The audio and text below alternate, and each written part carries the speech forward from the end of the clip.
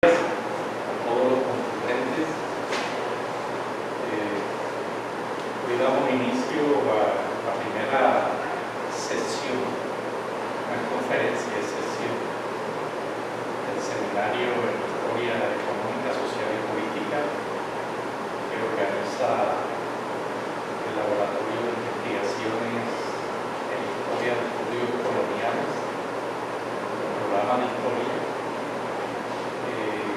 iniciada con la colega Maribel de la Cruz Vergara, directora del laboratorio, que nos va a presentar una disertación sobre el real privilegio de distribución de tierras del Cabildo de Cartagena, siglos XVI y XVII.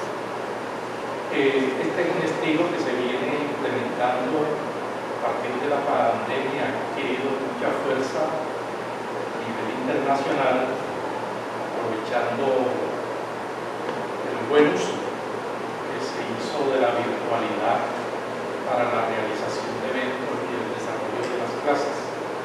Así que el seminario tendrá algunos componentes presenciales y algunos componentes virtuales, porque aprovecharemos para invitar a historiadores de otras ciudades colombianas y de otros países para que nos acompañen disertando sobre sus temas de investigación.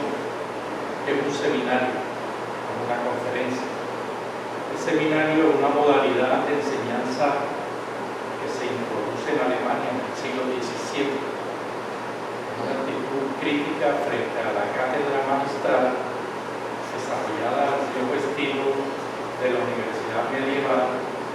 Los estudiantes y profesores de la Universidad de Gotinga en Alemania empezaron a reclamar, en primer lugar, que los estudiantes tuvieran una participación más activa en el desarrollo de las clases, y en segundo lugar, que hubiese una confluencia entre investigación y enseñanza. Casi siempre iban por campos separados, y el resultado de eso fue la introducción de la modalidad de los seminarios. Ustedes saben que implica la repartición de lecturas previas, desarrollar esas lecturas y con base en eso tener una participación activa, un conocimiento de construcción colectiva que se impuso a nivel de las universidades en todo el mundo. Hoy en día, en buena medida, el aprendizaje y la enseñanza de todo lo relacionado con el mundo universitario se desarrolla básicamente a nivel de seminario, que tiene que ver con la parte formativa de la población vicente, a diferencia de otras asignaturas que son más informativas. El seminario tiene esa característica. Entonces, esperamos, porque es el punto inicial, pero esperamos que para próximas sesiones tener la posibilidad de contar con un adelanto de lo que el disertante va a presentar para que haya una participación mucho más activa, valga el uso complicado de este término. Es un tema, a mi parecer, muy importante. Primero, porque los siglos XVI y XVII escasamente se investigan, aparte de lo que hacen los españoles, que tienen el Archivo General de India, el Archivo General de Simancas, el Archivo Histórico Nacional de Madrid, el Archivo de la Marina de Barbosa. En nuestro medio, ni siquiera en Archidoc Web, que es una página que está caída ya hace días, en la documentación de origen, la documentación referida a los siglos XVI y XVII que están en línea, pues cuesta mucho trabajo. Requieren, al menos, yo que no soy ducho en esos dos siglos, una preparación en paleografía. Y el segundo aspecto de importancia tiene que ver con un tema que escasamente ha llamado la atención. Yo, aparte de las investigaciones de María del Carmen Borrego Pla y de Julián Luis Rivera, que investigaron un poco sobre estos temas, conozco un documento que publicó una revista que se vio la luz pública nada más un número en Cartagena, en el año de 1986, una revista que se llamó Tabulario, que la publicó el Centro de Historia de Cartagena, que también desapareció, que publicaron un documento sobre la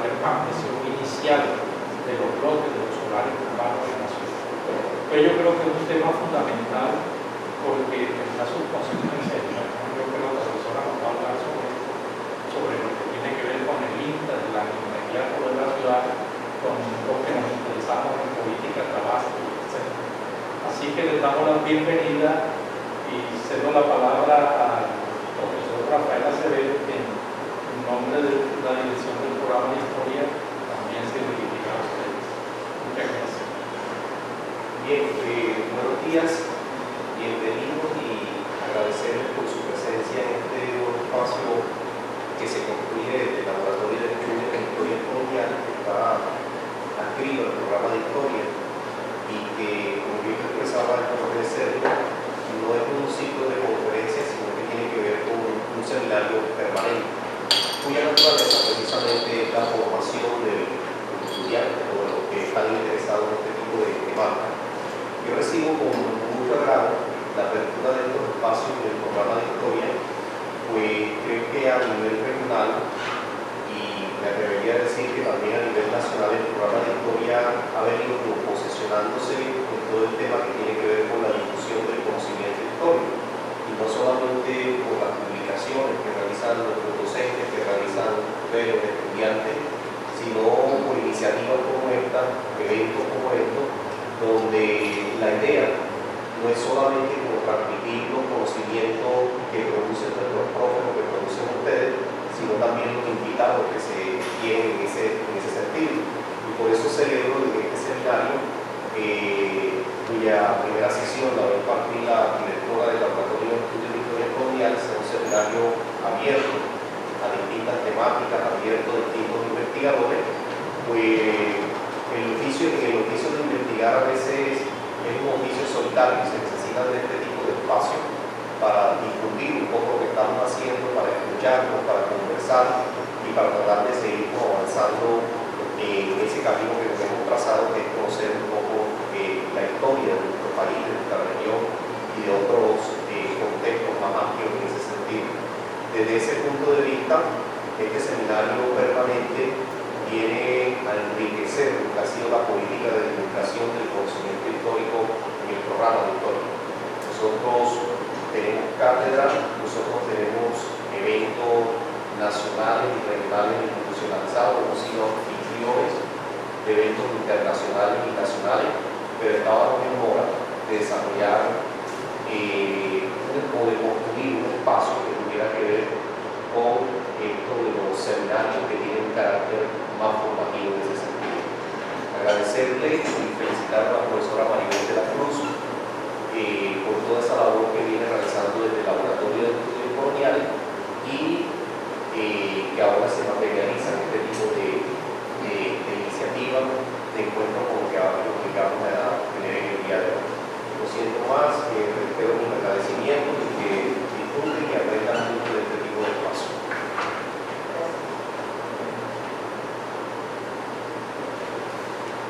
Bueno, el tema que voy a tratar hoy es sobre el real privilegio que tenía el Cabildo de Cartagena para distribuir tierras. Este tema resulta interesante porque realmente en Colombia todavía completos de tierras son inmensos y hay una ignorancia absoluta sobre realmente cómo fueron los patrones de distribución de tierras, es decir, cómo se dio todo ese engranaje que viene realmente desde 1493, es decir, a la llegada de los españoles obviamente se altera toda la estructura que estaba en ese momento, que era la de los pueblos indígenas, y comienza una nueva realidad. Esa nueva realidad está basada fundamentalmente en la distribución de la tierra. ¿Por qué la distribución de la tierra es fundamental? Porque el estatus era una sociedad, la sociedad española era una sociedad que la mayoría de sus estructuras eran medievales, que se habían recogido del derecho romano a través de las 7 partidas de don Alfonso el Sabio. Esas instituciones se traen a América, algunas historiografías hablan del trasplante de las instituciones. Yo no estoy de acuerdo con el trasplante de las instituciones, porque cuando trasplantas algo quiere decir que cae inalteradamente, y nosotros sabemos que no cayó inalteradamente, sino que una vez se trajeron las instituciones así como acá en América, comenzaron a tener vida propia. ¿Por qué? Porque comenzaron a adaptarse a la vida de América, que era absolutamente diferente a la vida que seguían los españoles en la península. Entonces, es decir, todas estas estructuras comienzan a tener un proceso de adaptación en América y yo defiendo ese enfoque porque el enfoque de que todo es inmutable, tanto lo indígena es inmutable como lo español es inmutable, yo creo que es un enfoque que ya se rebasó hace rato, porque nosotros sabemos que cuando hay movimientos de gente, cuando hay movimientos de cultura, cuando hay intervención, etcétera, etcétera, obviamente toda esa estructura comienza a moverse y comienza a evolucionar hacia otro tipo de cosas. Y ese otro tipo de cosas que evolucionó en el caso de la América originaria es lo que hoy denominamos América Latina o Hispanoamérica para el caso del bloque que está totalmente conectado con España. Entonces, la tierra era fundamental en esos siglos. ¿Por qué? Porque eran sociedades agrícolas fundamentalmente. Y la sociedad agrícola basa toda su estructura, su estatus económico, su estatus social y toda su estructura política la basa sobre la tierra, porque la tierra es lo que le da realmente el estatus. No son sociedades modernas, no son sociedades capitalistas, porque el capitalismo se consolidó en Europa en 1820 y adelante, o sea que estamos hablando de un espacio muy grande en donde siguió siendo una sociedad fundamentalmente agrícola, tanto en Europa como en Asia, como en América, etc. Vamos a tener como punto de referencia que el capitalismo realmente no despunta sino a partir de 1820 en adelante en Europa. En América obviamente todavía estamos caminando hacia allá. Pero vamos a tener eso en cuenta y ahí yo quería como fijar esa primera idea de la importancia precisamente de este tema, que más se ha vuelto un tema político que un tema realmente de estudio serio y juicioso. Se ha vuelto más una banderita política como todo lo que sucede. Y aquí lo que voy a traer son una serie de un trabajo basado totalmente en archivos, en donde voy a comenzar a dejar las primeras puntadas de un asunto bien importante, y es la capacidad y la autoridad que tenía el Cabildo de Cartagena de repartir tierras y cómo esas tierras realmente eran legítimas y cómo esas tierras al final de cuentas quedaron establecidas y legitimadas por escrituras públicas, etcétera, etcétera, y que nosotros hoy podemos trazar perfectamente y podemos seguir desde el mismo siglo XVI la evolución de cualquier finca, hacienda, etcétera, que hoy esté en pleito fundamentalmente. Entonces, dicho como esa introducción, voy a comenzar a abordar el tema. Al abordar el tema de la propiedad sobre la tierra en cualquier espacio de nuestra geografía nacional, nos encontramos con una intrincada red de pleitos, compras, ventas, donaciones y demás, que en un momento dado nos hace perder el continuo histórico que queremos investigar. Este complejo mapa comienza a trazarse a partir del momento de la llegada de los españoles a América. Esto debido a que España había pasado de la expansión interna a la expansión externa gracias a una serie de factores dentro de los cuales vale la pena resaltar el tecnológico, lo cual hizo posible la travesía del Atlántico. Al enfrentarse los primeros españoles con estos territorios, procedieron según el uso y las costumbres castellanas, es decir, conquistar y dominar los nuevos espacios geográficos, de tal manera que una vez instalados los primeros asentamientos, se trasladaban las instituciones, leyes, criterios y conceptos a los recién fundados pueblos. Sin embargo, tales instituciones, en este caso, las referidas a la tierra, se encontraron con una variable adicional sobre la cual se tiene que legislar y convivir los indígenas, los cuales reconfigurarían el mapa planteado inicialmente por los españoles.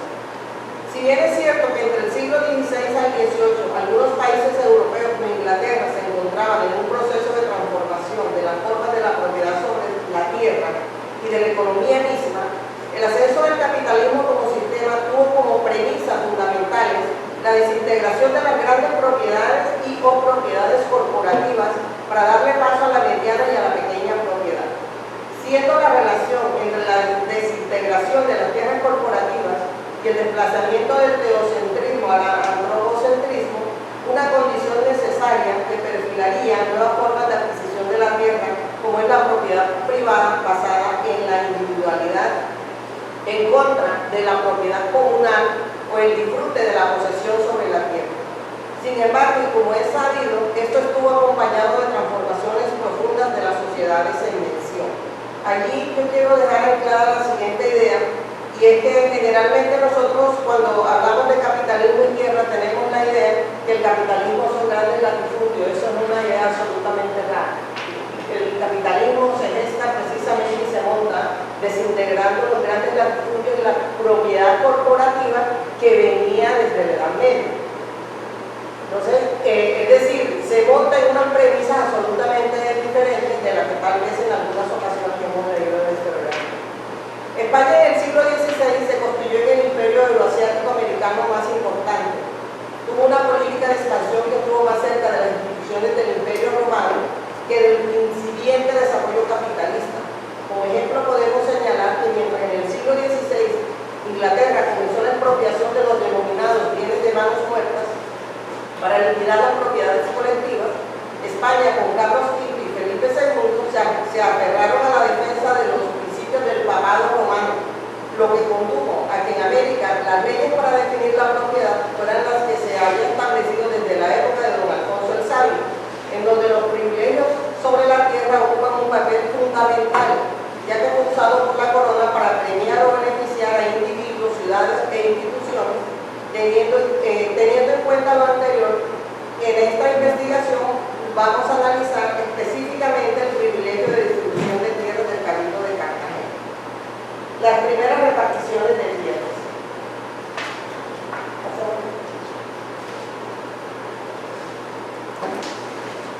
Para nosotros abordar las primeras reparticiones de tierras, nosotros tenemos obligadamente que, lo primero que tenemos que entrar es a mirar el marco jurídico. ¿Por qué? Porque la distribución de tierras se hizo dentro de un marco jurídico organizado. Organizado en el sentido de que no se permitió que los españoles que llegaran a América como conquistadores o para asentarse como colonizadores, nunca se permitió que pudieran apropiarse de la tierra si no era dentro de un marco jurídico. En este caso tenemos que las primeras reparticiones estaban basadas en las leyes sobre la venta, basemos en marco jurídico. Bueno, la anterior diapositiva, por favor. La siguiente, marco jurídico. Bien.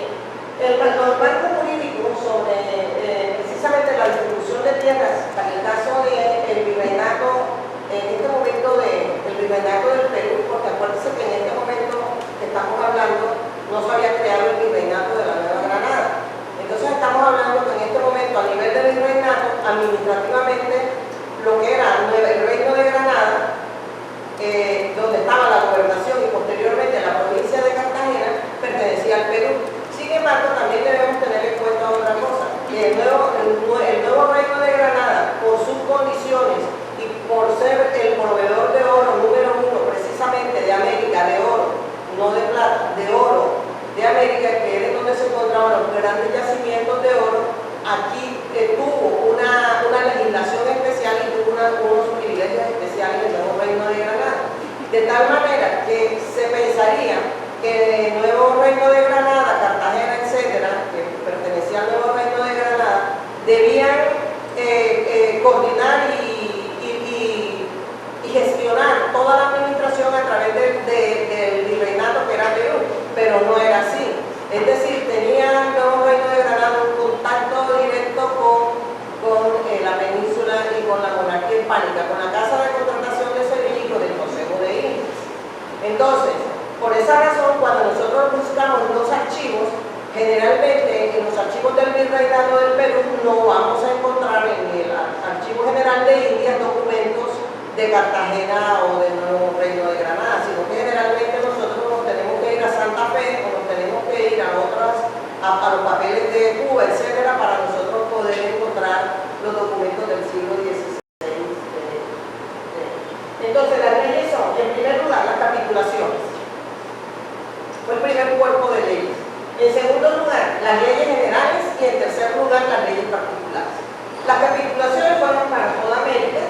En este caso, en el caso de la provincia de Cartagena, nos afecta las capitulaciones que se le dieron a Pedro de Heredia, ¿cierto? Que inicialmente lo que se le hace es distribución de encomiendas. Acuérdense que la encomienda no es una forma de repartición de tierra.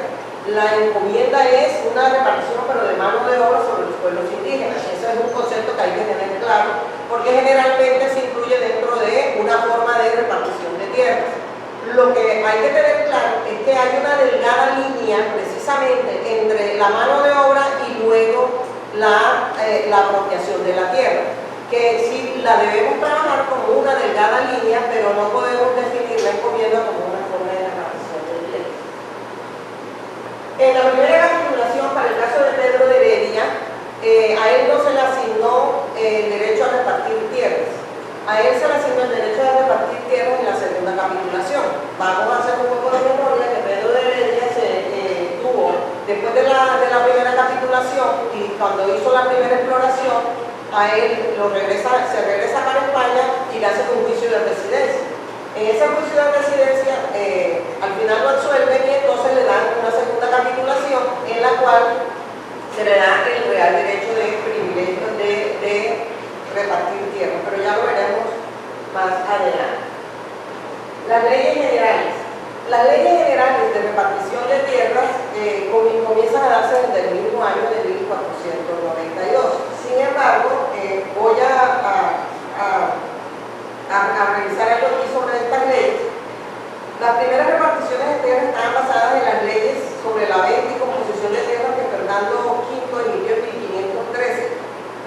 Carlos I ratificó en 1523 y en 1525 y Felipe II en 1596. Y señala que, abro comillas, veamos, podemos seguir la cita ya. Con el fin de adelantar el descubrimiento y población de las Indias, autoriza la repartición de solares, casas, tierras, caballerías y peonías a todos los que fueran a poblar tierras en los nuevos lugares que por el gobernador de la nueva población le fuera asignada. Y habiendo hecho en ella su morada y labor y residido en aquellos pueblos 4 años, les concede facultad para que después de este tiempo puedan vender y hacer de ellos a su voluntad libremente, como cosa suya.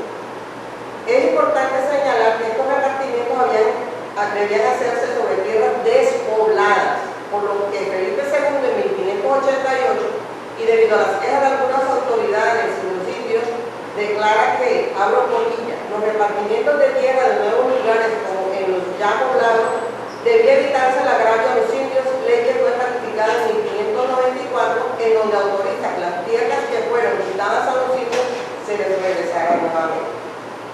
Es decir, este es un tema grande para derivar, que es el asunto de la tierra de los indígenas, pero solamente, y es otro tema de investigación gigante además, pero solamente quiero dejar dicho allí que desde el primer momento siempre se protegió las tierras de los pueblos indígenas en primer lugar.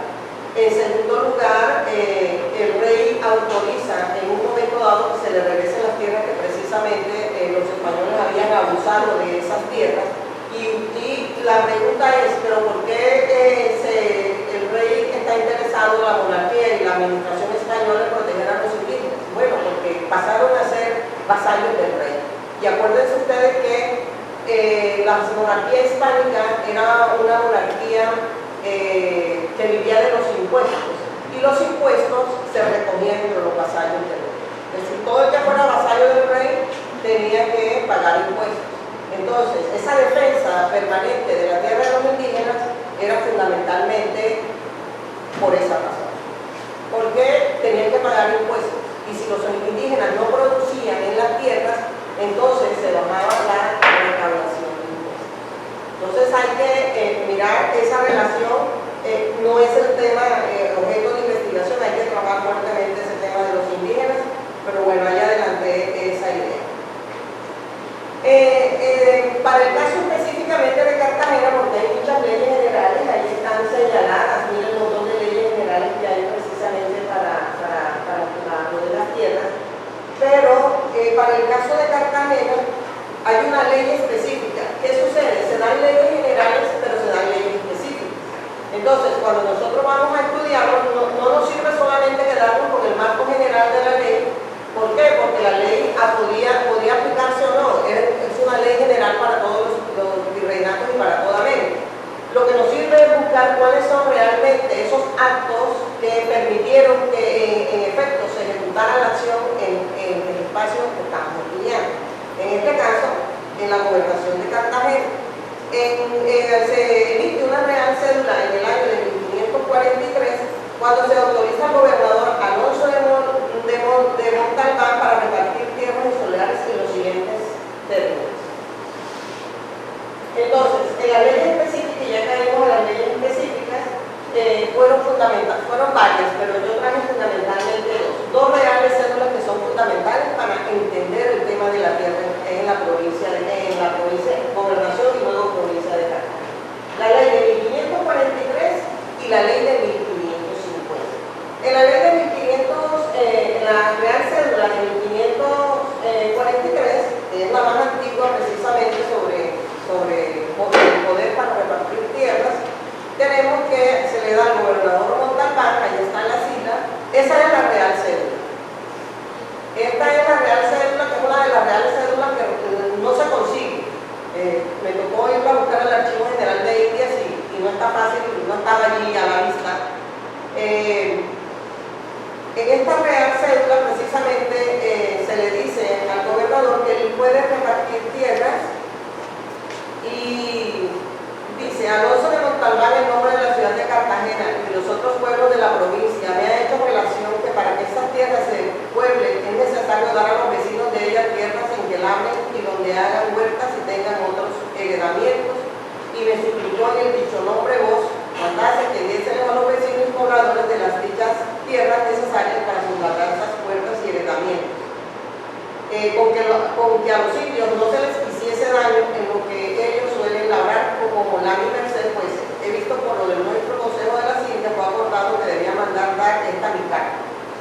Es decir, llega un momento en que se pasa de esa fase de exploración y conquista, y ya a la corona no le interesa que vengan conquistadores y se regresen para España. Eso ya no importa. Lo que les interesa es que colonicen el espacio. Es decir, cuando colonicen el espacio realmente es cuando hay la legitimidad del espacio. Entonces, como lo que necesita es legitimar ya ese espacio y que haya gente viviendo en ese espacio, ¿qué sucede? Que hay que darle tierras a los vecinos que vienen. ¿Quiénes son los vecinos? En este momento los vecinos son toda la gente que viene de España y que migra para América y que necesita que le den tierras y solares. No se nos olvide también que es otra línea de investigación que nosotros pudiéramos abrir, o cualquiera puede abrir, en el cual esa migración española es una migración que está huyendo a la pobreza de España. Y esa es la migración que llega acá. Es decir, todos estos que están huyéndole a la pobreza de España por la peste, por la vida tan triste que viven en España, porque las estructuras son demasiado rígidas, para ellos América significa no solamente la riqueza, sino que significa libertad. Entonces esa es otra línea de investigación que se puede abrir por ahí del tema realmente de la migración, no solamente española, sino la migración africana. Porque acuérdense que tenemos en América, la composición está en los pueblos originarios las dos migraciones, la migración española y la migración africana. Ambos eran grupos migrantes, con diferentes argumentos de migración, pero ambos eran grupos migrantes. Bueno,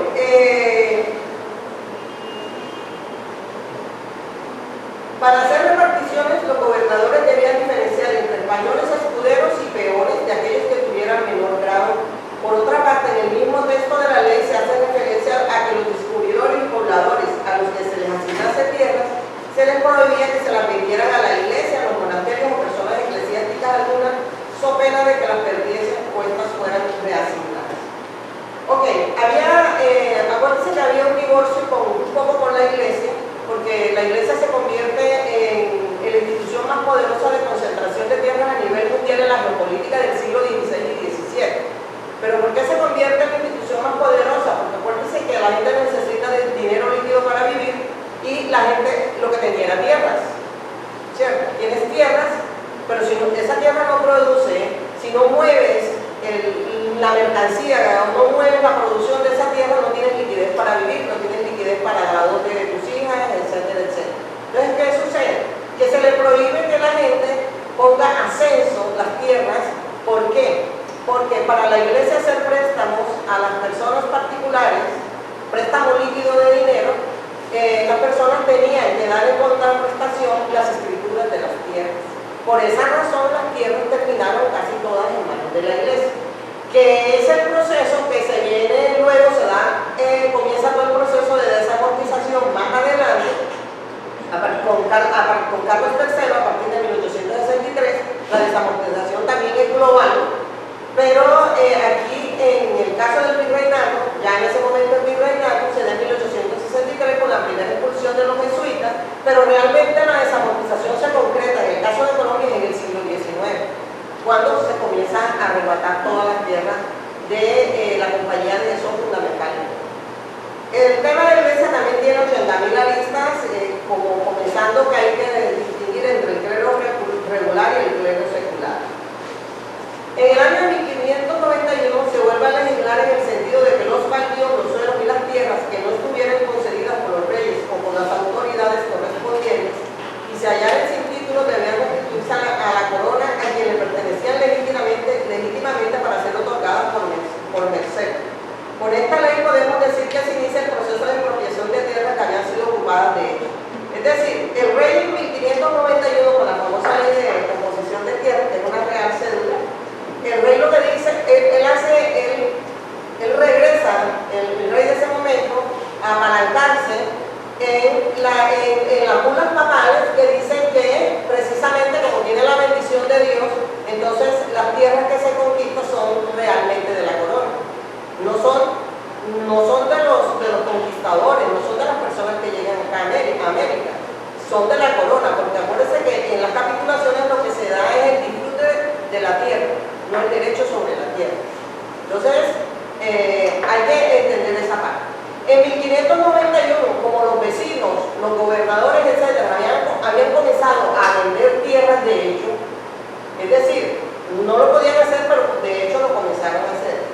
En el siglo XVI se da la primera revuelta social que se da acá, es de los encomenderos precisamente, porque ellos decían que no entendían por qué razón, siendo ellos las personas que venían a América, a vivir en América y a posesionarse a América, sin embargo ellos no tenían el derecho sobre las tierras. Entonces se da una primera manifestación, otra línea de investigación, por ejemplo, para trabajar las revueltas sociales que dieron los encomenderos. Y los encomenderos que fueron evolucionando a los hacendados. Ahora vamos a mirar un gráfico y luego esos hacendados, acuérdense que ya a finales del siglo XVIII vienen siendo los hijos de los españoles nacidos en América, que fueron realmente toda la generación de la revolución que Rafa está en ese tema. Y que esa generación al final de cuentas es españoles americanos contra españoles peninsulares, porque esa es la contradicción que se da ahí para que se dé la independencia. Ya nosotros estamos en América, somos dueños de América, no tenemos por qué obedecer al monarca en España. La ley de composición de tierras ordena entre otros asuntos lo siguiente: a los que tenían la tierra en posesión se las dejaron, que aquellos que tenían tierras cuyas medidas excedieran las establecidas por la ley fueran invitados a la modera posesión y se les titule, y que todas aquellas tierras que estaban por componer, es decir, libres, se vendieran a remate y pregón al mayor postor, dándose la razón al censo al quitar. Bien.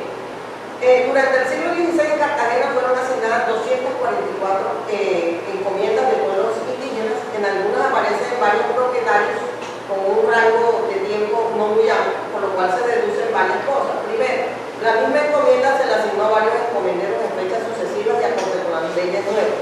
Segundo, los encomenderos vendieron sus encomiendas. Y tercero, sobre la encomienda se cargaron pensiones o usufructuarios de hacienda ajena.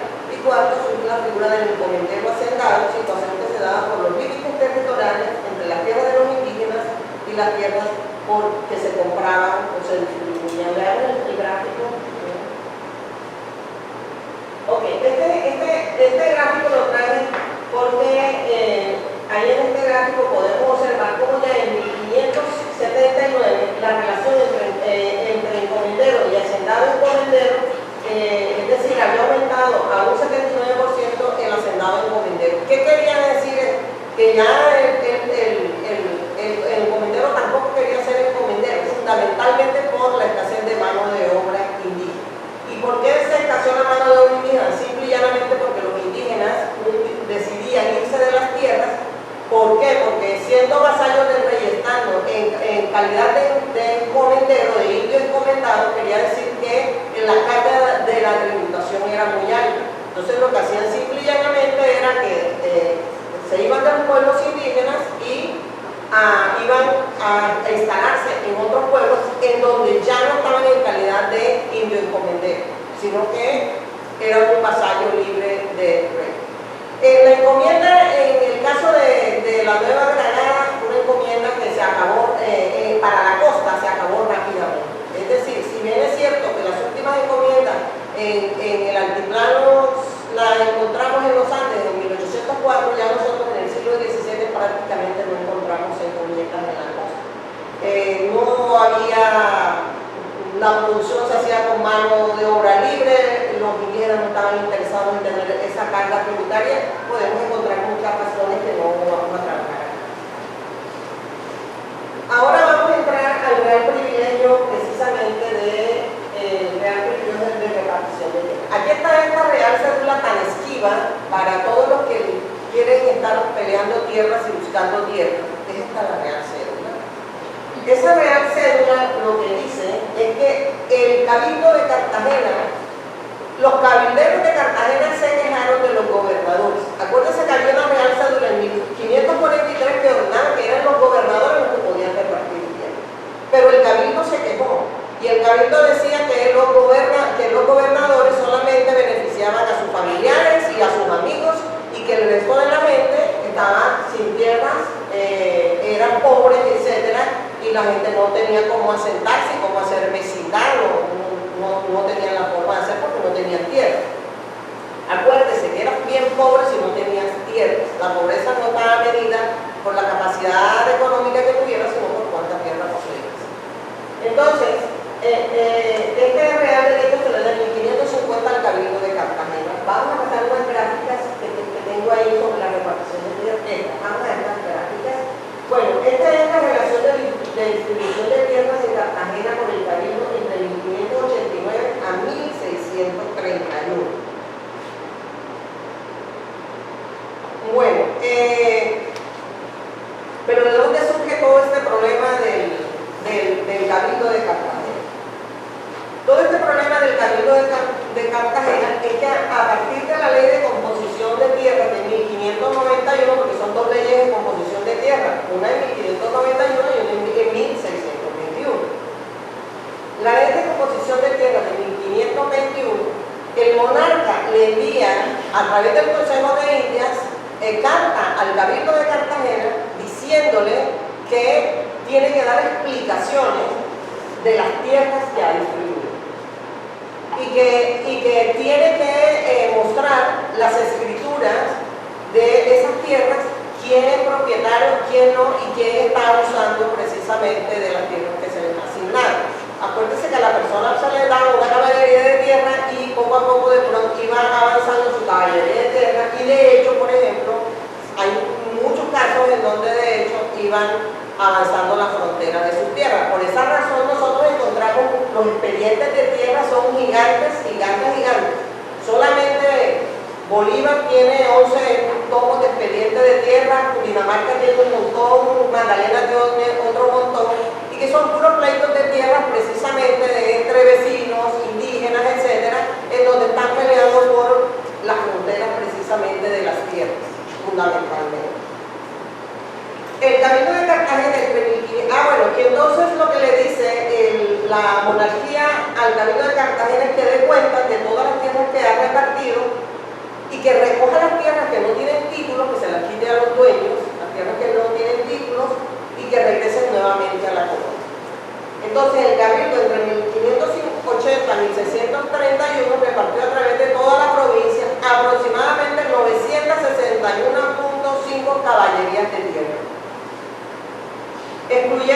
de estas, estoy excluyendo de allí los solares, las islas. Todas las islas de Cartagena tenían un propietario porque fueron dadas por el Cabildo de Cartagena.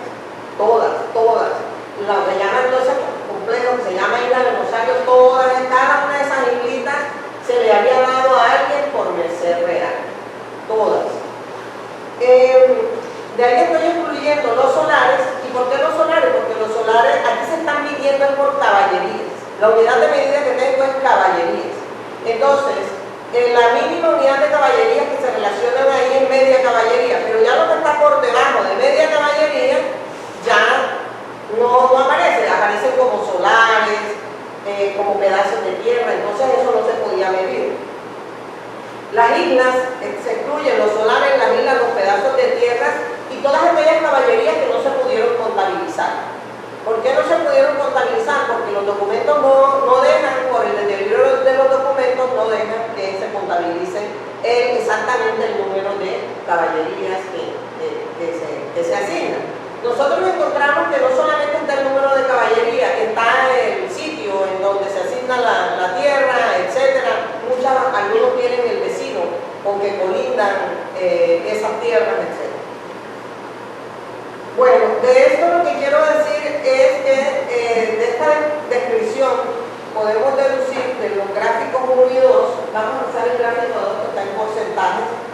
Primero, no existía un patrón homogéneo en cuanto a la distribución de tierra. Es lo primero que tenemos ahí. En cuanto a la distribución de la tierra, cada año tiene un comportamiento diferente. Así, el mayor número de mercedes entregadas porcentualmente corresponden al año de 1618 con el 9% de tierras. Cuando nosotros analizamos estas tierras que se entregan, que incluye ese 9%, que son caballerías de 6, de 10 y de 19 hectáreas. O sea, es demasiada, unas mercedes demasiado grandes. 1620 con el 7%, 1593 el 6.1% y 1598 también el 6.1%. Nótese que la primera ley de composición de tierra fue en 1591. Cuando las autoridades virreinales le exigieron al Cabildo informar sobre las tierras que no estaban legalizadas o baldías, el Cabildo de Cartagena, por documento escrito, le expresó a la autoridad que en Cartagena, en la provincia de Cartagena, no había tierras disponibles para ser redistribuidas y que no existían tierras baldías, porque ya todas las tierras tenían un propietario. Sin embargo, eso es lo que le mandan en el pleito. Este es un pleito grandísimo de más de 1000 folios. En ese pleito, sin embargo, nosotros observamos que a pesar de que ellos mandan a decir que no hay un ápice de tierra disponible, nosotros encontramos, fíjense, que en 1618 tiene el 9% de entrega de tierras. A pesar de que en 1591 y en 1631 había dicho que ya no hay tierras, que ya no hay nada en este pueblo. Por la Real Cédula de 1717, la Real Majestad nombró un juez de composición de tierras y baldíos en los reinos del Perú, de Nueva España, y ¿y cuál es el objetivo de este juez de composición de tierras? En primer lugar, cobrar por compra de villas, lugares de esas y tierras que pertenecían a la corona y que habían sido ocupadas por los particulares sin terminar de llenar los requisitos. Es decir, la corona estaba insistiendo en que necesitaba recuperar su tierra. ¿Y por qué la corona sabía que quería recuperar tierra? Porque hay vecinos que no están conformes y mandaban notas, quejas, cartas, etcétera, al Consejo de Indias, en donde decían que estaban repartiendo mal las tierras, etcétera, etcétera. Por eso el rey sabe que hay tierras que están desocupadas y que él tiene tierras desocupadas. Llamar a composición a los poseedores de tierras usurpadas del real patrimonio, dice, de las que estuviesen por componer, se sacaran al remate y vendieran al mejor productor. Estas decisiones estaban basadas en el hecho que, según la corona, había muchas personas que las poseían sin título ni justa causa, contraviniendo las reales cédulas que fueron impedidas. Cuando se le de Cartagena y se requiere al Cabildo de Cartagena para que cumpliera las normas, sin embargo, el Cabildo de Cartagena expresa que las reparticiones de tierras que habían hecho eran legítimas, ya que estaba cobijado por el real privilegio de distribución de tierras que le había dado la misma corona en 1550. Además de eso, dice el Cabildo de Cartagena que las tierras que habían repartido eran legales, además que todas las posesiones eran antiguas y que los vecinos las tenían en pacífica posesión y sin que fueran molestados por ellas, considerando que de hacer lo contrario traería alteración entre los propietarios. Esta frase de pacífica posesión y sin que fueran molestados en ella es poderosa en la época. Quiere decir que no hay conflictos. Quiere decir que no hay conflictos y que todos están con la tierra. Decía el Cabildo de Cartagena, sigamos en la siguiente diapositiva, en una de las defensas,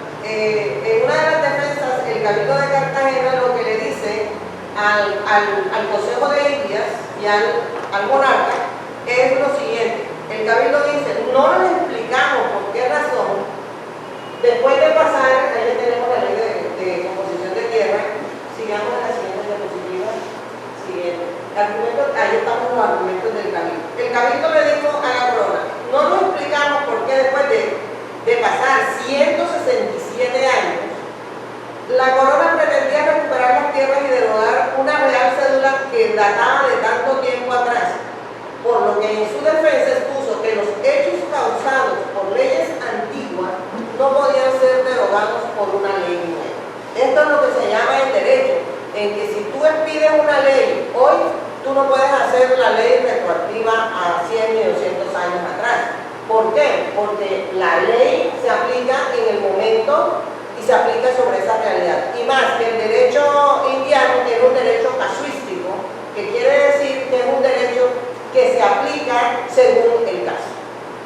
Era casuístico y lo que le está diciendo el Cabildo es que no se explica por qué razón quieren ahora con una ley nueva retrotraer en el tiempo e ir a expropiar, según el Cabildo de Cartagena, y a quitarle las tierras que el Cabildo había repartido por una ley que le permitía repartir las tierras. En este punto se apoya en el tipo de legislación, que era lo que acabo de decir, bajo la monarquía hispánica para América, las cuales eran casuística y particularista, es decir, se legislaba para cada caso, renunciando a la uniformidad y amplias construcciones jurídicas para acomodar las normas al sujeto destinatario de la ley, y particularista porque se abandonaba el criterio generalizador de las normas, partiendo de la búsqueda de solución a los casos particulares, teniendo en cuenta los usos y costumbres del sitio o sujetos en donde se aplicara la ley. Para el caso que nos ocupa, tenemos que el real privilegio de distribución de tierras al Cabildo en 1550 se dio debido a las quejas que el mismo Cabildo había hecho ante el Consejo de Indias por la distribución de tierras que hacían los gobernadores, las que consideraban que estaban viciadas y corruptas y por fuera de la ley. La pregunta que cabía es por qué después de 100 años el subdelegado de distribución de Mercedes puso en duda la distribución de tierras realizada por el Cabildo de Cartagena. Son varios los argumentos que nosotros podemos exponer, pero en primer lugar, las urgencias económicas que la corona expresaba tener permanentemente, que sería una de esas explicaciones. Segundo, las acusaciones mutuas de las autoridades y vecinos por corrupción en la entrega de tierras. Tercero, los permanentes pleitos por linderos entre vecinos. Y cuarto, las quejas de los indígenas por extralimitación de los vecinos sobre sus tierras. Quinto, los encomenderos que por vía de hecho pasaron a apropiarse de las tierras encomendadas, factores que permitieron el cuadro perfecto para que la corona intentara recuperar el mayor número de tierras con recursos extras por la legalización de la misma a través de la composición. Es importante señalar que esta ley, esa real cédula de composición de tierra, que ya son dos, que solamente se estudia la de 1550, pero la de 1631 fue más poderosa a nivel jurídico, fue para todos los virreinatos. Lo mismo que estaba sucediendo aquí, estaba sucediendo en Nueva España, etcétera, etcétera. Hay que notar, sin embargo, que por la génesis de las leyes de Indias, muchas veces se perdía la generalidad del contexto, cayendo en contradicciones. Este punto podemos ilustrarlo con la repartición, por ejemplo, de las encomiendas, las cuales desde muy temprano y por la real cédula que permitía a los gobernadores le permitía repartir mercedes de tierra, encontrando una misma tierra puede estar dividida entre una encomienda y una estancia o merced real. Hay casos en los cuales la mitad de la estancia una mitad era encomienda y la otra mitad era de propiedad privada. O sea, compartían el mismo espacio o pedazos de tierra, etc. Lo que quiero notar aquí es que, por ejemplo, para el caso del pueblo de Bajaire, que se encuentra en la isla de Barú, Caricacos y Cocón, que son pueblos de la isla de Barú, ya en 1547 ya eran propiedad privada. Es decir, compartían entre los pueblos de ellos con mano de obra y propiedad privada. En el caso del pueblo de Caricacos, también ya en 1599 eran haciendas, y también para el pueblo de Cocón en 1540. Pasemos así. Bueno, los argumentos. ¿Cuál es la sentencia del Consejo? Porque esto es decir, es un asunto muy grande, un pleito muy grande. ¿Y cuál es la sentencia del Consejo? La sentencia del Consejo, como se puede leer en este tema, dice que mantenemos, al final, el Consejo de Indias da la sentencia a favor del Cabildo de Cartagena, aprobado por el rey, obviamente, porque cuando el Consejo de Indias ya da una sentencia es porque ya el rey la ha aprobado.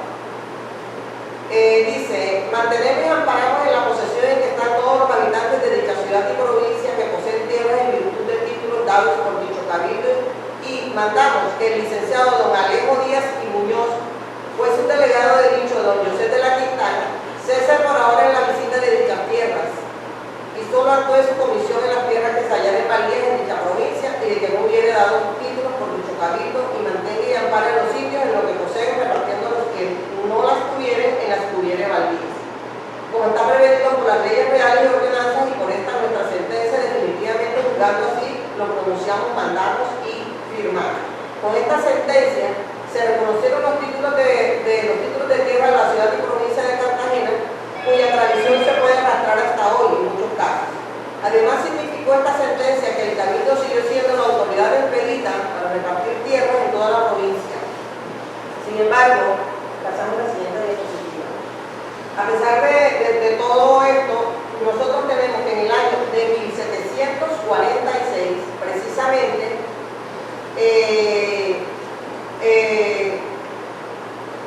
en Magallanes, el 25 de septiembre de 1746, Salvador Serrano solicitó se le diera permiso para poblar tierras baldías con la siguiente petición.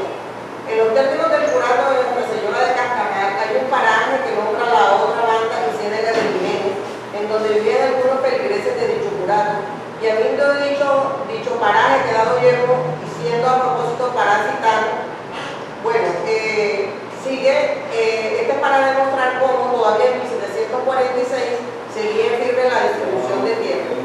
Pero a final del siglo XVIII, tenemos la última diapositiva. Bien, pero a finales del siglo XVIII precisamente se denuncia al Cabildo de Cartagena por abuso en la repartición de tierra. En el siguiente sentido, el Cabildo pueda repartir tierras, dice que pueda repartir tierras infructuosas a sus vecinos y personas, se ha abusado de la ley, ya que no solo se han entregado tierras infructíferas, sino también tierras fértiles y floridas de labor, como de pacto por fuera de su jurisdicción, e igualmente tales mercedes de tierra se han concebido sin equidad y distribución proporcional, ya que reparte entre los principales tanta porción que no pueden cultivarla dejando a los pobres sin ellos, por los que se ven estos precisados a convertirse en feudatarios de los poderosos que gozan de grandes porciones de tierras, contribuyéndoles con un arrendamiento anual, y siendo la conducta que hasta ahora ha tenido este cabildo una represible corruptela contraria al espíritu de la ley. Por tanto, propongo que este ayuntamiento no reparta tierras sino las infructuosas.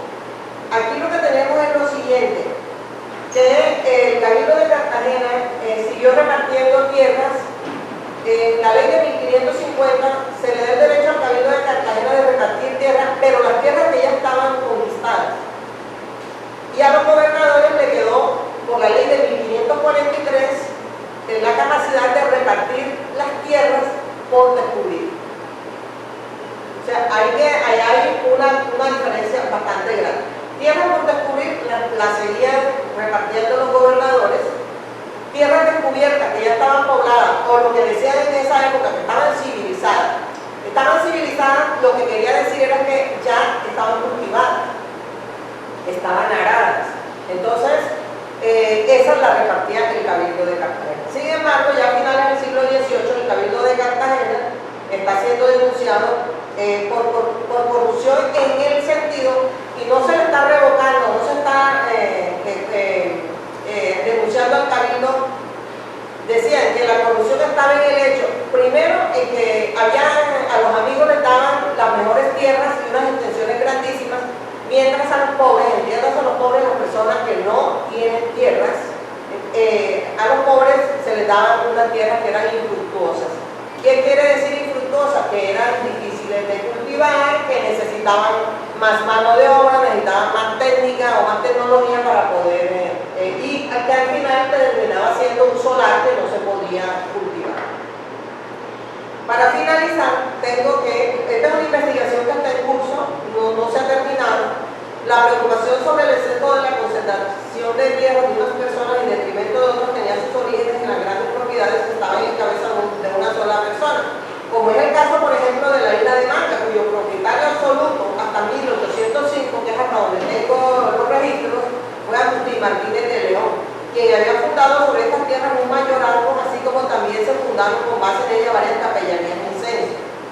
En total, Martínez era dueño de toda la isla de Manga, de 1237.142, 2/3 de varas cuadradas de tierra, es decir, hoy eso equivale, trayendo la medida al valor presente, 864.446.78 metros cuadrados aproximadamente. Para la fecha señalada contaba con 50 arrendatarios que pagaban por terraje la suma de 300 pesos anuales. Todavía no hay conclusiones de este trabajo, un trabajo que está en construcción. Adicionalmente, en el cual el colega Sergio también va a poner ¿cómo se llama? Su granote de arena. Esto es lo que quería traer hoy, para hoy compartir con ustedes un poco, una pincelada de cómo era ese problema, de cómo se movía el tema de la tierra a nivel jurídico y quiénes eran las autoridades, y sobre todo que hay una confusión general en cuanto a la distribución de tierras en ese periodo, quién distribuyó la tierra, por qué razón, y la tierra la distribuyó el Cabildo de Cartagena o los gobernadores bajo dos reales cédulas, una de 1543 y una de 1550. Bueno, este tema de tierra es un tema complejo. Por ejemplo, todavía hoy se están defendiendo la tradición de las propiedades de los títulos, precisamente con las escrituras y con las leyes de esta época, así que es un tema bastante riquísimo y bastante interesante. Ustedes, creo que la pregunta que muchos de ustedes tendrán en la cabeza es, ¿por qué no se mencionan tierras para los esclavos o esclavizados? En esa época, esclavo o esclavizado era el mismo concepto. Hoy es un concepto esclavizado, es un concepto político. En aquella época daba lo mismo, porque era al final pérdida absoluta de la libertad. Entonces, por dos razones. Primero, los únicos que eran sujetos de derecho en este periodo eran las personas libres, es decir, todos los que eran vasallos del rey. ¿Quiénes eran vasallos del rey? Todo el que no estaba sujeto a la esclavitud. Los únicos que no tenían derechos reales eran los esclavos, pero nosotros encontramos muchos registros en donde a los esclavos también se les da derechos. Ahora, ¿cuál es el problema? Que lo primero que tenemos que quitarnos de la cabeza es que negro equivale a esclavo, porque no era así. Negro no equivale a esclavo. Es decir, los negros o los africanos que estaban sometidos a la esclavitud era un sector de la población que era la que venía en calidad de esclavo. Personas oscuras de piel llegaron aquí desde con Cristóbal Colón y eran libres. y los encuentra uno como moreno, libre, como mulato, etc. ¿Era el sujeto de derecho para darle tierra? En efecto, sí. Encontramos registros en donde precisamente se les asignan tierras, porque la única condición que necesitabas era ser vasallo del rey y era ser sujeto legal para que se te pudieran dar tierras. Entonces, esta es la razón por la cual no aparecen allí, y no aparecen allí simple y llanamente porque no había que legislar, las leyes eran claras en ese sentido, y el problema de esa época no tenía nada que ver con, es decir, la diferenciación no estaba montada sobre el color de la piel, estaba montada sobre otra estructura, estaba montada sobre casta, sobre otro tipo de estructura mucho más compleja, diferente al color de la piel.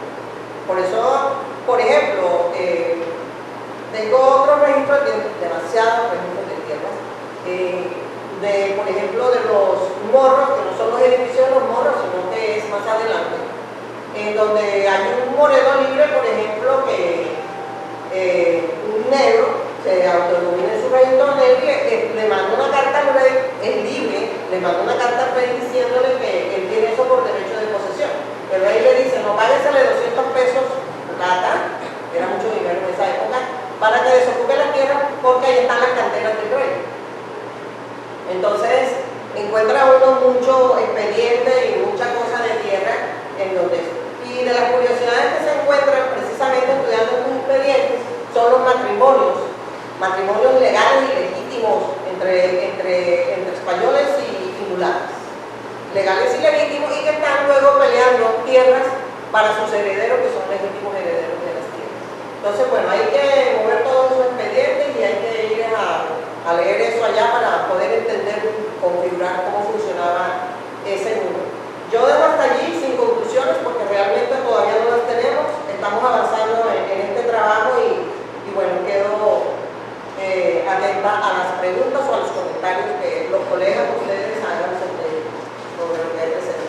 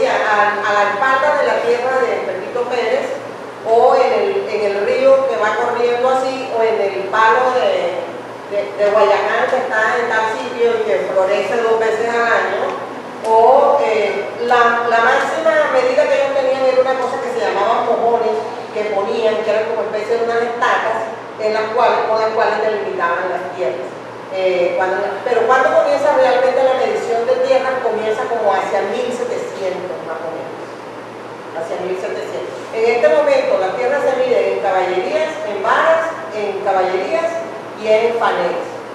Ya yo hice todas las equivalencias al sistema, por una ley del año de 1800, tal vez 30, 31, por ahí. Se pasa del sistema español 38, del sistema español al sistema métrico francés. Y cuando en esa ley nosotros encontramos el gobierno de todas las equivalencias, es Entonces dice, bueno, la caballería, porque una cosa, la caballería castellana tenía una equivalencia diferente a la caballería, por ejemplo, de Aragón. Acá era la caballería castellana. Entonces, son todas esas cosas hay que tenerlas presentes porque acuérdense ustedes que España no era un estado moderno, centralizado, no sé qué. Acuérdense que también existían virreinatos allá y había mucha autonomía regional. Entonces lo que había sido feudo en la Edad Media tenía demasiada autonomía en el siglo XVI, XVII, XVIII. Entonces, ¿cómo delimitaban las tierras? Tú querías que te asignaran tierras, hacías una exploración o alguien te decía, al lado de las tierras de fulano de tal, hay unas tierras libres. Entonces tú ibas a donde el cabildo que te diera esas tierras. Eran los mismos vecinos, las mismas personas las que sabían de dónde había tierras que no estaban asignadas. Pero se presentaban muchos problemas porque a veces eran tierras que la persona abandonaba pero sí tenía sus propietarios. Entonces venía el conflicto porque había que aplicarle la ley que decía que si las abandonaban y no las cultivaban, esas tierras tenían que pasar a otros propietarios. Pero ahí encuentras los límites son bastante confusos. De hecho, la mayoría de los pleitos son sobre límites, porque son demasiado confusos, porque el río se desvió, porque cortaron el árbol, porque vendieron la tierra, porque le cambiaron el nombre. Entonces, hay muchos pleitos en ese sentido. Pleitos sobre los indígenas, claro, los indígenas peleaban mucha tierra. Es decir, es abrumador la cantidad de peleas de tierra de los indígenas. ¿Viste? El imaginario que nos venden del indígena que estaba ahí agachadito como sumiso, no estaba sumiso. Es decir, hay tanto pleito de los indígenas por sus tierras y fallos a favor además. Por ejemplo, todas las tierras de Ciénega, de lo que ellos Ciénega, el pueblo de Ciénega, que llegaba hasta las estribaciones de la Sierra Nevada, eso fue un pleito gigante hubo en el siglo XVI y que al final los indígenas ganaron ese pleito de tierras. A los españoles que habían distribuido, en el caso del gobernador del Magdalena, distribuido tierras sobre esas tierras indígenas. Y al final, pues en ese pleito los indígenas ganan y se les asigna la titularidad de todas esas tierras. Y así encontramos, por ejemplo, muchos pleitos de tierras indígenas, muchos. Pero bueno, esos expedientes de tierra son muy grandes, bastante grandes. Dime, Rogelio. Siempre que usted se escucha hablar sobre su juego, que uno está llena de información importante. Yo vengo acá a hacer cuestionamientos sobre la metodología, porque a pesar de todo, usted está haciendo también una presentación de la metodología de su investigación. A mí me interesa mucho que acá los historiadores puedan, no sé si utilizar esta palabra, pero deben utilizar, avanzar en una metodología donde utilicemos ya una herramienta diferente a la que hemos venido utilizando genéricamente. Por ejemplo, ya se sabe que la inteligencia artificial es como un método que entrenamos para que nos ayude en nuestras tareas, ¿cierto? Yo veo que todavía eso no se ha pensado no solo aquí, sino a nivel internacional en los historiadores, y a mí me preocupa que eso no le afecte a ustedes como debe afectarle. Pues es algo que les va a impactar totalmente y por ahí va mi cuestionamiento, ¿cierto? Entonces yo les pregunto cómo va, si han pensado, si han desarrollado algo en relación a cómo utilizar estas nuevas tecnologías en el ejercicio del historiador, que no van a cambiar la importancia de la historia y van a mejorar la historia como tal, pero sí va a haber un cambio en que hacer del historiador y eso habrá modificaciones prácticas, ¿no? Y eso es mi opinión. A nivel metodológico, hacemos, en mi caso, hago análisis cuantitativos, porque estoy más dentro del marco de la historia económica. Esos análisis cuantitativos indudablemente requieren de unas herramientas, precisamente de todas las nuevas tecnologías a nivel hasta una base de datos de inteligencia artificial. Eso va desde construir una base de datos y que esa base de datos pueda cruzarte los números, etc. Y yo creo que cuando nosotros utilizamos, ya desde el momento que estamos utilizando herramientas como Word, como Excel, como Campbell, etc., todo esto ya estamos utilizando algo de de herramientas de inteligencia artificial. Y que seguramente los historiadores evolucionaremos con el tiempo hacia esa generalización que se va a comenzar a hacer de la inteligencia artificial. No entender la inteligencia artificial todo el tiempo como robots o etcétera, pero sí sobre toda esa cantidad de recursos que estamos evolucionando y que el mundo está evolucionando y que seguramente estamos utilizando o nos estamos iniciando en esa utilización. Gracias, Michelle.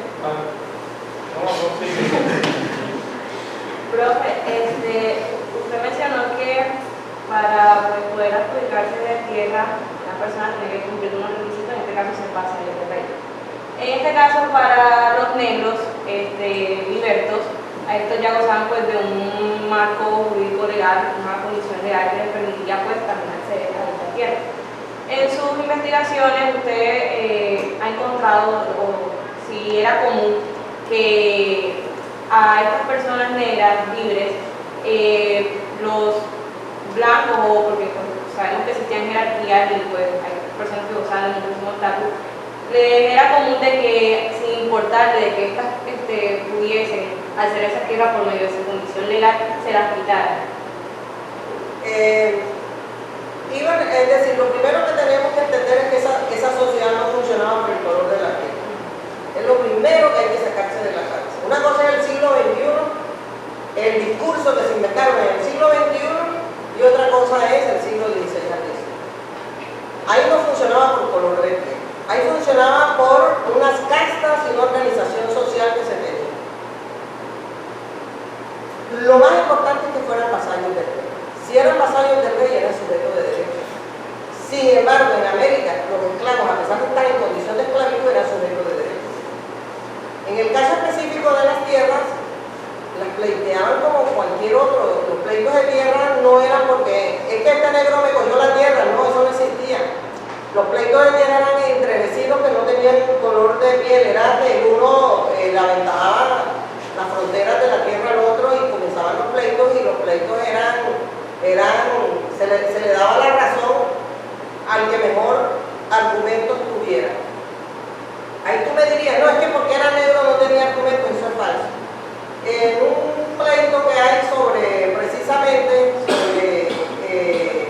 con los de Mier, el mayordomo era esclavo incluso, lo lleva a un proceso, un expediente de 1500 páginas, duraron peleando 4 años.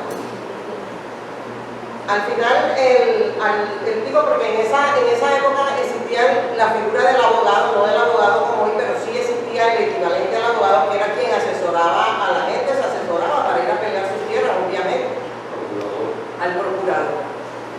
Se asesoraba y el hombre decía siempre, no, yo no sé ni leer ni escribir. Pero las cosas que argumentaban, tú decías, bueno, si no sabe ni leer ni escribir, ¿cómo procede mentalmente de esta manera? El esclavo, pues, que era un mayordomo de uno de los de Mier. Al final de ese expediente, precisamente de esa pelea, que era que el uno había acusado al otro, que le había robado de las minas de Quicio, que le había robado oro, pues bueno, al final de ese pleito lo gana el esclavo, el mayordomo. Y lo que más me llamó la atención de ese pleito es lo siguiente, que al final hay que liquidar la cuenta de cuánto hay que pagar por papel sellado, por todo eso, y por ir a ocupar el tiempo del escribano, pagar las cosas. Entonces, había que pagar 200 pesos plata. Eso era mucho dinero en esa época. Eran plata, pesos plata, tantos reales. Entonces, este señor se llamaba Josep, el esclavo.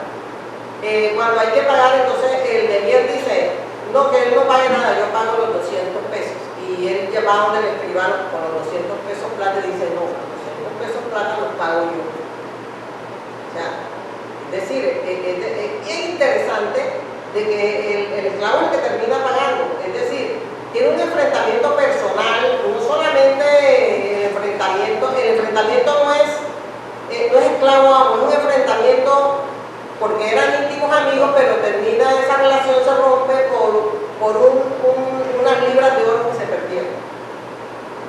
Entonces, al final él termina pagando los 200 pesos plata, cuando se supone que él, al sin embargo lo paga el esclavo. Al final le dan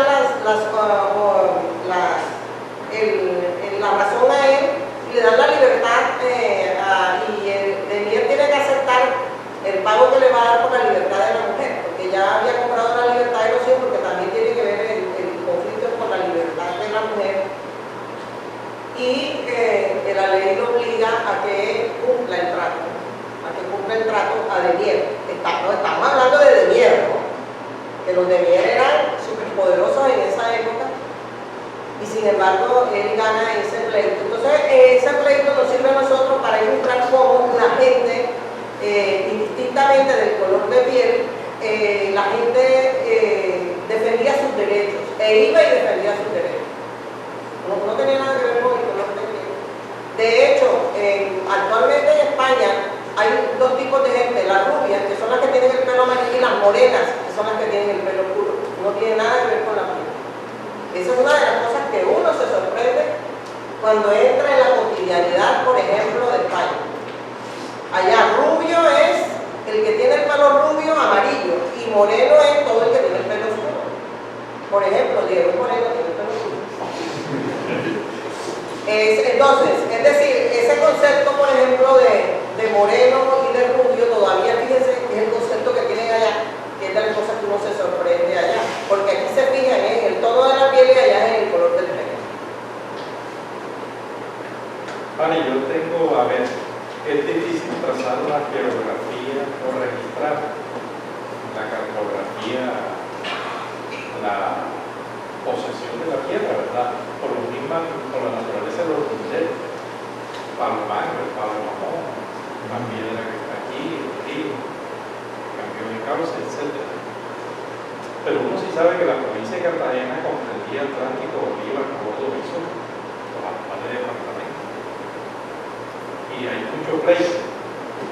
La primera pregunta es, bueno, si había tanta tierra baldía por realenga, como se llamaba en esa época, propiedad de la corona, primero, ¿por qué no se hacían reparticiones entre más lejos? Eso creo yo que tiene una explicación, porque usualmente la repartición de tierra se hizo cercana a donde había mano de obra. Casi todos los asentamientos españoles están rodeados de pueblos de Cartagena, Pueblo Viejo, todo, San Benito Abad, casi todo están rodeados de pueblos de Yo creo que tiene que ver un poco con eso. Y segundo, tiene que ver con que si es la tierra civilizada, desde el punto de vista de la teoría de la renta del suelo, son las tierras que están valorizadas, ¿no? Porque están civilizadas, no son selvas, no es bosque, nada de eso. Entonces, a mí me llama la atención Ernesto Parkinson en la Hacienda Colonial de Información Social, más o menos registra el plan en mapa, ¿no? Pero son aproximaciones, que el área del dique era de propiedades argentinas, que cerca de Cartagena de propiedades, pero no se ha hecho un intento de registrar cartográficamente ese tipo de propiedad territorial. Segundo, hubo ciclos en esa propiedad territorial, porque muchas tierras primero volvieron, después por no tener uso y labor, como lo llamaban, volvieron a la propiedad de la corona y volvieron a ser repartidas rápido, lo que indica que posiblemente la propiedad territorial estuvo sometida a ciclos en el periodo que están parados. Sí, de hecho, en los gráficos se ve, por ejemplo, cómo, y era lo que en el caso de la última pregunta, era como, por ejemplo, nosotros vemos entre 1580 y 1591, que es la primera ley de composición de tierras. Nosotros ahí podemos determinar cómo era el movimiento de la repartición del cabildo, ¿no? Del cabildo, porque acuérdense que los gobernadores abrían trochas, montes nuevos y allá se repartían tierras del cabildo de Cartagena. Eso sí lo podemos definir.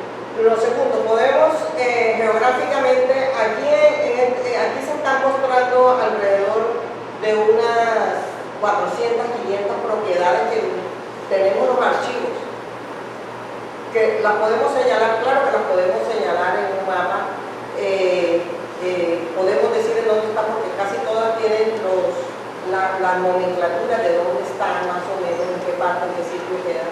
Eso sí lo podemos señalar en un mapa geográfico, por ejemplo, armar unos mapas mapas de tierra de la época, que tendrían que ser varios mapas para que se puedan ver, porque son demasiadas las posesiones que están aquí documentadas, más otra que tengo documentada en otra parte. Y indudablemente, tierra civilizada quería decir que ya eran tierras que se podían cultivar, que se podían trabajar, además de eso y las que no estaban civilizadas son las tierras fértiles, o sea, las tierras más fáciles. Otra condición, las tierras tenían que estar cerca a los cauces de los ríos. ¿Por qué? Porque los cultivos necesitaban regarse. Entonces, es decir, como que esas eran las tierras que más apetecidas. De hecho, al final del siglo XVIII, el ciudadano que se está quejando, el vecino que se está quejando es precisamente de que a los pobres le están dando tierras infructuosas, que significaban tierras difíciles de trabajar, tierras difíciles de cultivar, porque eran lo que pudiéramos llamar hoy una tierra que es un peladero seco, que está lejos del agua, que cómo haces para cultivarla, que el esfuerzo es triple y que realmente la renta y la que puedes sacar de la producción de esas tierras es poco. Esto también lo podemos cruzar con el tema de la circulación de productos agrícolas y manufacturados, porque hay también que ya si ahí podemos marcar sitios geográficos y zonas geográficas. Nosotros vemos, ahí claramente se ve que toda la producción está cerca, primero a los ríos a nivel geográfico, siempre a nivel administrativo y territorial está donde haya acceso de las vías de caminos también, y tercero a nivel administrativo donde haya una caja real. Entonces ahí es donde nosotros encontramos y sí podemos señalar esos epicentros, esos mercados y esos polos, esos centros de desarrollo de la economía de esta época. Otra pregunta, Mari.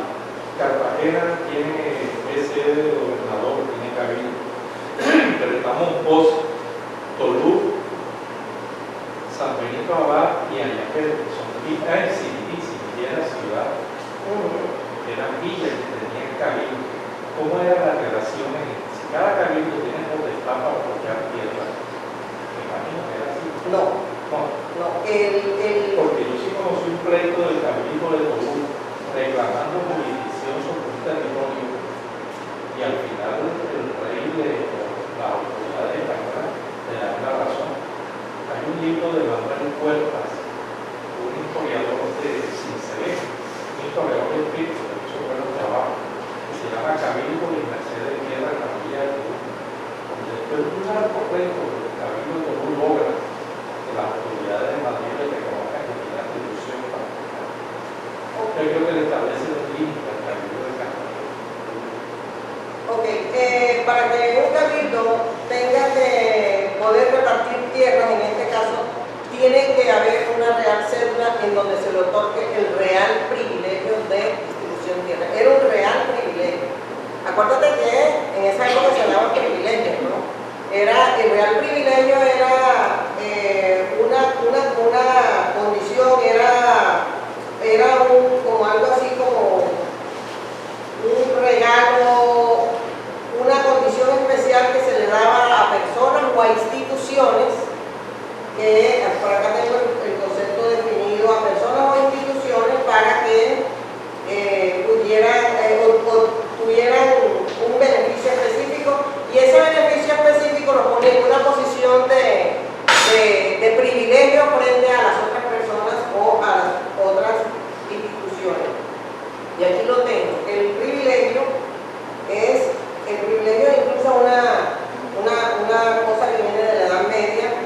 El privilegio es ante todo una condición jurídica de un individuo o un grupo de individuos normalmente organizados con un sentido corporativo muy fuerte, en una situación excepcional y por lo regular de superioridad frente a los demás.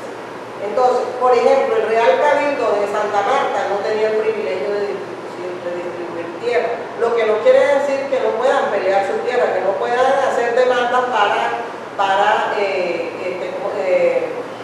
solicitar tierras. Pero si nosotros encontramos un cabildo que puede distribuir tierras, quiere decir que tiene ese privilegio de distribuir las tierras. Como el caso de Vanessa de las pulperías, que era un privilegio. Es decir, tener una pulpería era un privilegio, que lo estudiamos también nosotros. Si no tenías el privilegio de poner una pulpería, en términos actuales, dígase la tienda del cachaco, no podías ponerla. ¿Por qué? Porque tenías que tener una real cédula, tenías que tener ese privilegio para poder hacerlo, si no, no podías hacerlo. Entonces, bueno. La última pregunta que es mi curiosidad, si el rey era el que aprobaba todo, que ahora el rey descansaba. Bueno, esa es El Consejo de India era, bueno, después tenía la aprobación del rey. No, Bueno, Él decía que era un rey papelado. funcionaba así. Los pleitos, en primer lugar, venían al cabildo, pero en este caso, como era un pleito del cabildo, iba a la jurisdicción de la gobernación. La gobernación no podía resolverlo, no tenía competencia, iba a la Real Audiencia en Bogotá. Pero la Real Audiencia, como este era un privilegio que estaba emanado por una real cédula, no tenía competencia. Entonces lo que hacía en la Real Audiencia era estudiar el caso y mandar una recomendación al Consejo de Indias. Pero ¿qué pasó en este caso del Cabildo de Cartagena? Contrató un abogado en Madrid para que fuera a pleitear al Consejo de Indias y fuera a llegar a un arreglo en el Consejo de Indias, en donde estaban precisamente dando las explicaciones y sustentando su caso. Se contrató un abogado allá para que se presentara en las citaciones del Consejo de Indias. Al final, cuando el Consejo de Indias lo resuelve, con el abogado del Cabildo que lo contratan allá directamente, entonces, bueno, hay que mirar eso también, otra investigación tenía bastante plata para contratar ese abogado allá. Entonces, contrata ese abogado allá, que es el que va a defender el caso allá en el Consejo de Indias, y al final gana el caso, y entonces lo que hace el Consejo de Indias es aprobarlo y decirle al rey que sí, que el Consejo de Indias apruebe, el rey lo que hace y hay que firmar la Real Cédula. Ahora, regresa la Real Cédula, exactamente, la Real Cédula, el caso una vez resuelto, se manda el caso, bueno, y la belleza de esto, porque nos sirve a nosotros los historiadores, es que la Real Audiencia, para enviar un caso al Consejo de India, tiene que ir el expediente desde el documento cero. Por eso es que son expedientes larguísimos de 1000 y 2000 folios, porque va desde el documento cero. Desde el primer acto administrativo que se hizo, tiene que ir anexo como archivo anexo en el expediente. Se hace un expediente gigante y ese expediente tiene que ir completo al Consejo de Indias.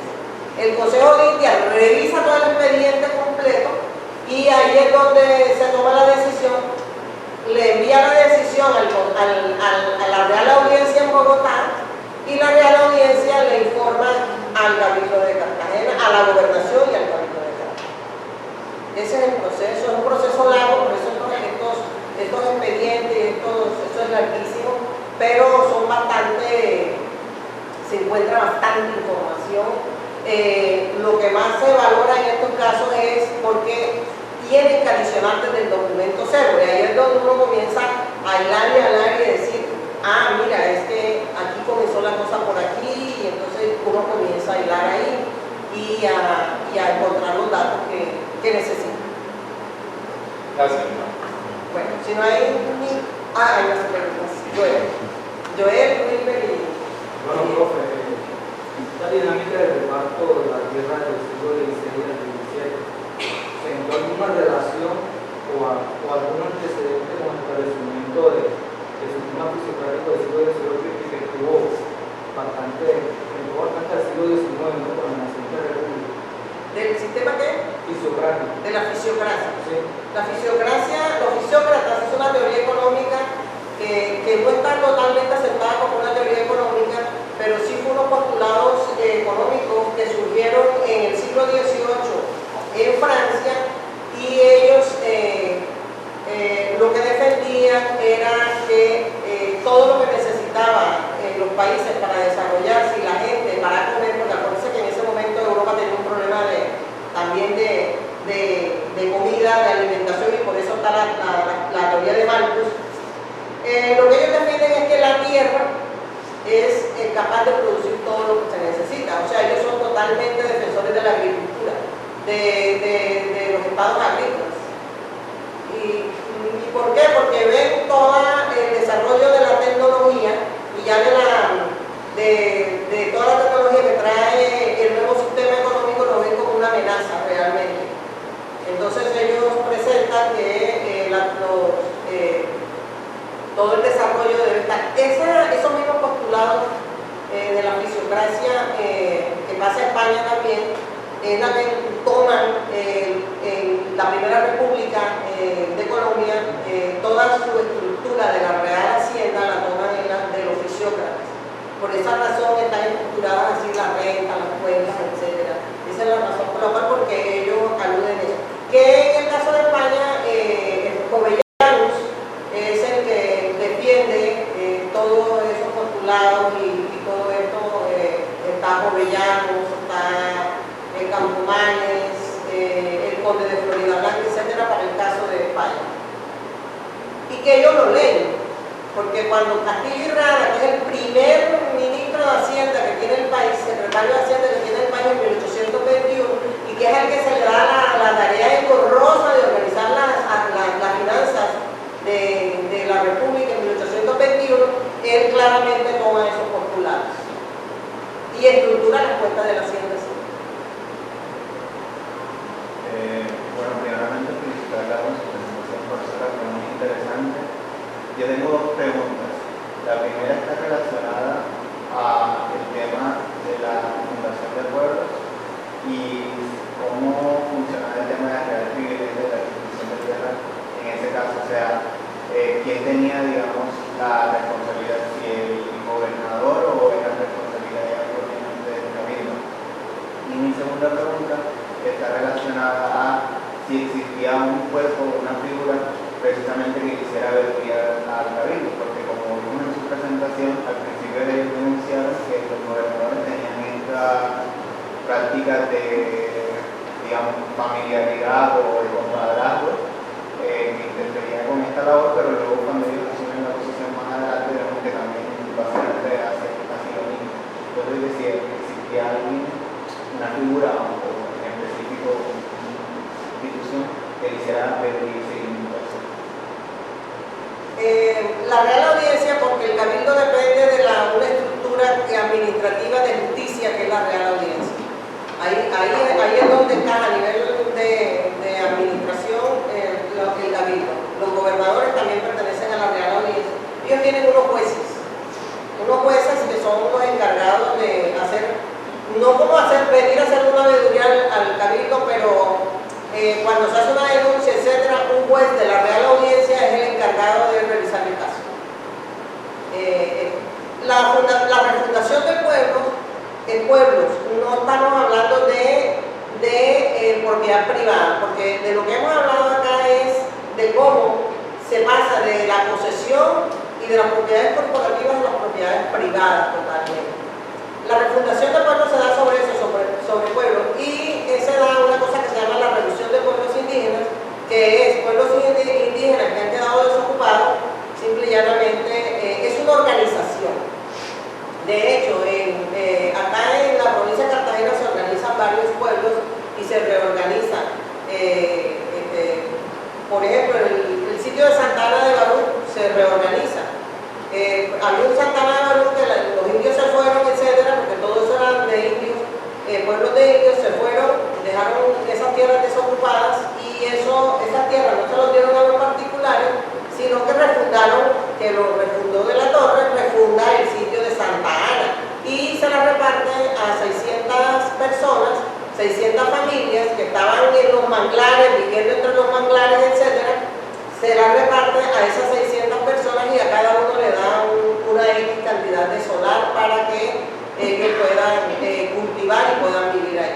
Lo que pasa es que ahí en ese caso específico de la refundación de Santa Ana, lo que sucede es que a ellos no les gustaba vivir ahí porque ellos decían que su lugar de pesca quedaba muy lejos y que a ellos les gustaba vivir en los manglares porque tenían la pesca ahí enseguida. Es un caso bien interesante, pero sí está toda la distribución de las 600 familias, los nombres, los hijos, etcétera, y la circunscripción de tierra que se le dio, e incluso la cantidad de. Pero siempre la fundación es de pueblos completos. Diego. Bueno, profe, primero felicitarla por la ponencia y es bastante interesante todo el tema de la repartición de tierras justamente en el siglo XVII, a mediados del siglo XVII, en 1646, que fue cuando se construye el castillo San Luis de Boca Chica. A mí siempre me surgió la duda de cómo Tierra Bomba había caído en manos de particulares. Yo siempre tuve la creencia de que le pertenecía a la corona, pero no. Resulta que cuando se sigue el canal de Boca Grande, hay unos documentos donde dicen que se acusa al gobernador de que probablemente dejó cegar el canal por intereses particulares para las personas que eran dueños de Tierra Bomba pudiesen vender esos predios a la corona y se pudiese construir el castillo de San Luis de Boca Chica. Entonces, con su ponencia me queda resuelta esa duda que yo siempre tuve yo siempre pensaba que era de la corona. ¿Por qué lo tenían particulares? Claro, se repartió por medio de reales cédulas y lo que hicieron fue luego venderlas a la corona para la construcción del fuerte. Sí, había bastante venta de tierras. En el caso de Tierra Bomba también eso estaba dividido entre tierras de particulares, que se les dividió, y luego la gente comienza a mover la tierra, a hacer negocios de acuerdo a como más le convenga. Pero lo que hay que tener presente es que es negocio entre particulares. Ahora, si ahí lo que le convenía era venderle la tierra a la corona porque se la vendía más costosa, etc. Ahora encontramos, por ejemplo, muchos expedientes donde la persona compró la tierra a un precio y después la vendió a 100. La revende en 2 años, en 3 años. Entonces, eso por ejemplo es otro tema bien interesante para estudiar, y es el valor en sí, por ejemplo, de la tierra y cómo se incrementa el valor de un momento a otro de acuerdo a las obras civiles, de acuerdo a la producción, de acuerdo a muchos factores. La gente comienza a vender. Ahora, como la gente, hay gente que vende la tierra y luego